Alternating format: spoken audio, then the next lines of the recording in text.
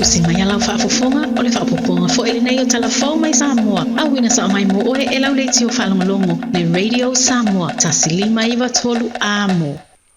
O te whatalofo e lo tātou o tunuu, le vai o safou o tātou mafuta mawhero ai fo ia wale whaawa wina o le nei ngāruenga. Tala tauro ngolongo usi mai alau whaafonga. O le whaiungo le vai aso na sauno aire te tai o le usu ngā whono le atunuu. I le tau au fianga lo na valu se fulu a malo au whaatasi. Le ana avea o se tasi o mata upu na laua lunga i le saunoanga. A le fionga le sui pā le mia. Le fionga to e lupe maui au tele poumuli nuku o ne semo. Le vala au atulea i malo lo si e tolu se fulu lima le lolangi. O lo pito tere lo lato usao i le wha leanga ino le osone.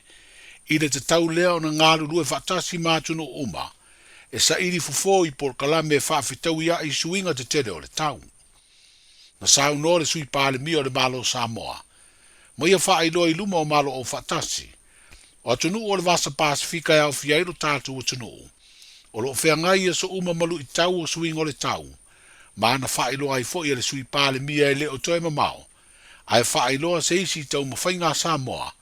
E tali atuai i suinga te tere o le tau.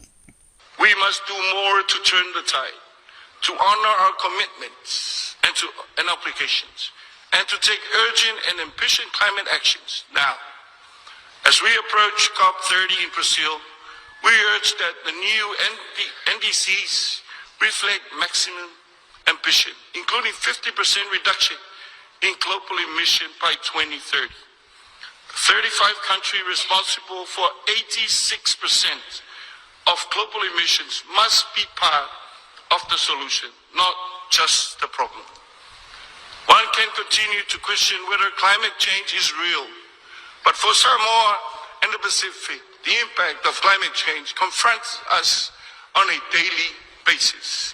It is our lived reality.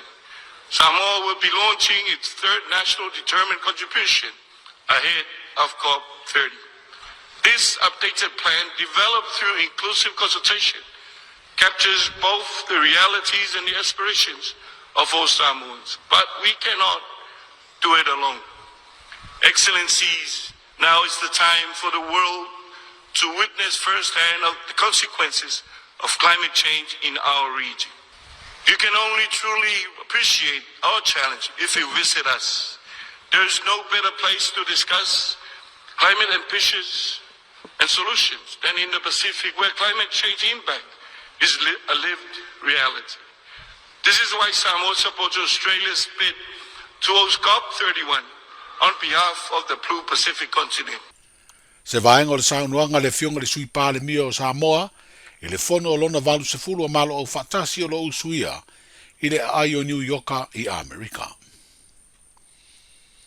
Mo iei nei se fuafuanga le malo e tau fia mo se taimi e le umi, le whaaua wino ngā ruenga o le polo keti miliona. Ai se i whaatino le ngā ruenga o le sueino a se ta uma ma whaamaumaunga o lo taati ai lea polo keti le malo. Au le i whaamuta ina ualo le atunu i lana whainga palota, i le whaai unga o le masino o kuso. Wa whairo ai e le minstao tupe lo avea masui pāle mia. E tā ua tele lea ngā ruenga, ona e eifono whaavai ua lea toe whiriwhiria i tū malo i le palota tele, nisi sa vea matai tai fono. O lo i fo inisi o mata upu e te tau na whaatu langa i se tau tonga lelei. E pei o ofisa o nisi fono whaavai ua fausia. I lunga o whanua o nisi sa umia tofi tai fono. I la tau fo ia na se ei tofi whaipule o ia i tūma lo. Wa mo le sila fia o le sa o tonga la iai. O tai fono. Ia o e o lo tūla i mai o sui whaipule. Ia, o le ua mai alwhai ngā whiringa le atunu. Ia, atono i te mile nei. Ia, o pe mea i fo inisi o tū malo, po le ale tū langa le lei e tauanta o toai. Ia, o le fo i sa wha maonia i lunga le kāpeneta. O le ata pena le tusi. E awala atu le matanga luenga o tina matama i tai. E wha ailo ai foi. O le aiai se taimi. Se taimi le tū mau. O le a tapuni ai, ma wha ina ia mawhai o na atono o lo silafia e le atunu. O le patoa o mai malo fo. E iai fo ita i ala mawhai mwha awai e au o na ilo. A o le tusi fo ile la ave tua o le afa ai loa i le fo sa tu la i mai tai fono uma lava i tu malo e lima sutas ta pena i fo tu langa o iai a seta fa ile stock take le atu langa i mele iai fanua o vai molisi fie fo e iai tu malo o le lava iai i ala to a ofisa tu tonu i lunga o fanua a e sa tu la i mai o le e be am te fono so o vainga umala ia o umona pa maoni i le pepa le kapeneta i le fontanga i le asolulu ia o le la fa nga yo i tatu mtanga le ngotinam te mai ta o le mta upu fo i le o le foi wa uma ona a failo fo i mato activate il tatu steering committee ia mo le silafia ia o lea ua uma foi ona faamaonia i le kapeneta ia le tatou steering committee ia e taʻitaʻiga ma faatino e lē faigofia le galuega le committee lea ua iai le laa faatino ia atonu le tatou steering committee lava lea e iai totonu ia e saufafaʻi ai totonu nisi o le kapeneta ia masui o le atunuu o le ato e activate mai la le tatou committee lea ia auā foʻi le faatinoina foʻi o e toe iloilo taʻiala ma faiga faavae o le tulaga o le a taatia ai le tatou atinaʻe lea Se finangalo le sui pale mia ma le minsta tupe i le feiloaʻiga ma tusitala ma le au faasalalau. Ai o le feiloaʻiga foʻi lea le asfaraile ua mavae na fasilingi ai sona lagona i le toe pale atu o le faiga malo o le faatuatua i le atua sa mo o tasi ina ua maeʻa le palo tatele ma ua toe aveʻi ai le faatuatuaga na te tau aveina ai le matagaluega o tupe o se matagaluega sa ave ai o ia maulua i tamaʻita i faipule na filifilia i ai le faiga malo muamua a le faatuatua i le atua sa mo o tasi i le taʻitaʻiga a le fiogafia me naomi mataafa ai pe ona silafia na toe fetuunaʻi le kapeneta i lea taimi ma suia ai le minista o tupe ai faasee atu le sui faipule tamaʻitaʻi o palauli tasi e avea ma minista o matagaluega o tinā ma tamaʻitaʻi a tinaʻe o fioaga ma agafesootaʻi o le agaga ai e faafetai le atua i anatofiga mantua foʻi ia sa matou see mai i le paeaʻiga talu ai ia o le saʻau mai le faatuatuaga le afioga tamaʻitaʻi palemia ia le afioga le saʻafaapito ia e loo ia foʻi tulaʻi mai sa tuu ai ai le atoatoa ia petaʻi ane ia e lē toe alu i tua le tatou sa ia o lē foʻi ua tulaʻi mai le faiga malo fou ia toe au mai foʻi le faatuatuaga ia tea o te tulaʻi mai ai e moʻi au tofiga ma le valaauina e le faapea foʻi e au mai nei tofiga ga ese ai laʻi o lea kou ke sisila mai e 2 o 5 peia o kou kakasoifua io e ai o le mea ia o le nautaʻiga faatino le galuega ia o le anava tau o uma ona faatatia le foi sa o kou sisila mai ai e leai se vaipanoa i tumālo e 5 sutasi sa gaʻi i ai le vaega faaupufai o le a le nautaʻiga a matou sao i maau o vaega ia o le aave ia i le matou faamuamua i le matou foʻi ia a feiloaʻiga lea mai tumālo e 5 sutasi o le avanoa sa au mai manino ai e tumālo vaega ia matou te mananaʻo ai lea ua uma ga incorporate kokogo o le anava tau o le tiute la ma le matafai o i loo tulaga faaminista o tupe o le kaimi 5 kausaga peia o le emo le mata o le nautaʻiga o so o se faiga malo ma le fioga le palemia ma le kapeneta a uma i 5 tausaga ua mautinoa ua ausia uma vaega uma ia pauaga o mea o le faakalikali mai le atunuu o mea sa makopolo misi le atunuu o mea ia kaunsa vali ai mea foi la lenā e lē o mafai ona matoutuu o mia le paketi auā o le paketi e gaioi ai so se atunuu le fioga mulipola ana rosa ale molioo o le sui palemia ma le minista o tupe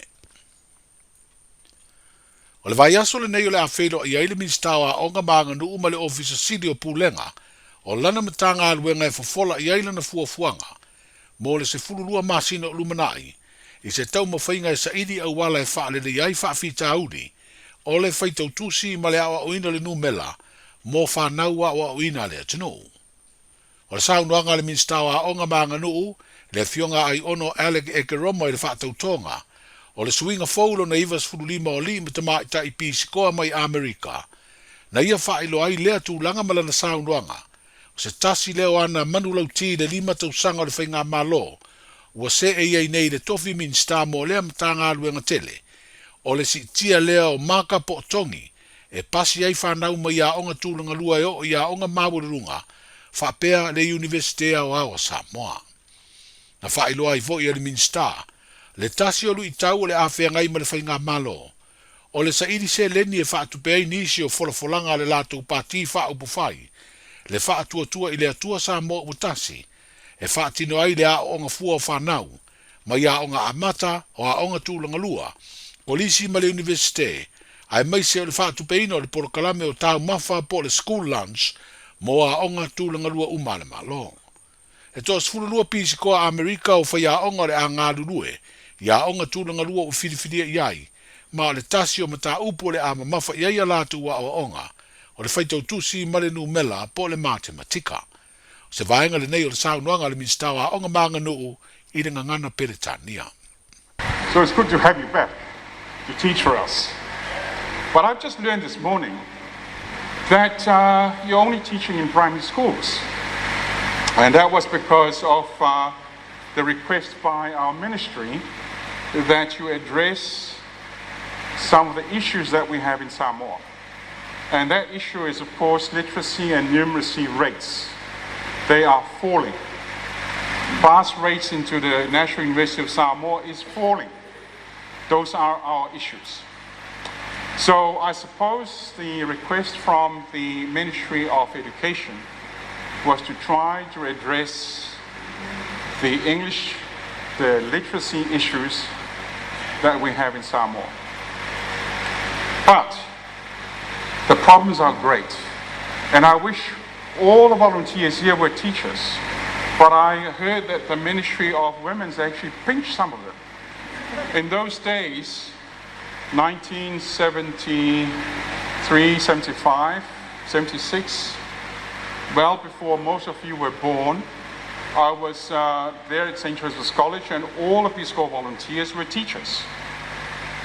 So if you can spare more young people from the United States, Daniel, it'll be fantastic, because we can actually roll out the teachers to not only primary schools but also to secondary schools as well. Le fionga le mistawa onga maanga nuu, le fionga ai ono Alec Egeroma. Walua se fulu tolu nei le aula kapia le atunu o Chile, au ua sawa tu nei le tamu sanga le ipo le rolangi Australia le tausanga e lua o lua fitu. Ina ua manu malo le aula kapia le atunu le ta longa ma le tatu manu Samoa i le sa umavai atu nei. O ai o le ta longa luna lua le tatu manu Samoa ma Chile, tolu se fulu tasi i le se fulu ma le lua. O le ua toi tasi nei le tamu sanga e whaia i Dubai, o le ata pena i ai le aula kapia le atunu upe mawaiso na avanoa, i le isi ipu o le lalangi. E toi tasi la le isi tamusanga yang ayat yai o tamusanga la le fai le amatanga o November i tani malo ai Dubai. Ia e tolu la ta alonga e tolu au la awane ai.